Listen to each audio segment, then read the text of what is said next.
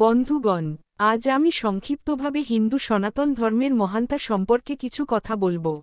সনাতন ধর্ম কোনো একটি নির্দিষ্ট সময়ে জন্ম নেওয়া ধর্ম নয়, এটি চিরন্তন, যার অর্থ যা কখনো নষ্ট হয় না। এই ধর্ম মানবজাতিকে শিখিয়েছে সহনশীলতা, সহাবস্থান ও সর্বধর্ম সম্ভাব। বসুধৈব কুটুম্বকম, অর্থাৎ সমগ্র পৃথিবী এক পরিবার, এই মহান বাণী সনাতন ধর্মেরই দান। সনাতন ধর্ম মানুষকে কেবল ঈশ্বরের ভক্ত হতে নয়, বরং একজন উত্তম মানুষ হতে শেখায়। সত্য, অহিংসা, করুণা, ক্ষমা ও কর্তব্য, এই মূল্যবোধগুলো আমাদের জীবনকে আলোকিত করে। এখানে একটিমাত্র পথ নেই, জ্ঞানযোগ, কর্মযোগ, ভক্তিযোগ ও রাজযোগ, প্রত্যেকে নিজের স্বভাব অনুযায়ী ঈশ্বরলাভের পথ বেছে নিতে পারে। এই ধর্ম বিজ্ঞান ও দর্শনেরও এক অনন্য ভাণ্ডার।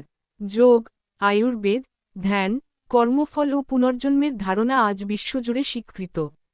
প্রকৃতিকে দেবতাজ্ঞানে পূজা করে সনাতন ধর্ম আমাদের পরিবেশ রক্ষার শিক্ষাও দেয়। সবচেয়ে বড় কথা, সনাতন ধর্ম কখনো জোর করে কাউকে বাঁধে না, এটি প্রশ্ন করতে শেখায়, অনুসন্ধান করতে শেখায় এবং সত্যকে নিজে উপলব্ধি করতে অনুপ্রাণিত করে। এই চিরন্তন মানবিক দর্শনই হিন্দু সনাতন ধর্মের প্রকৃত মহানতা। ধন্যবাদ।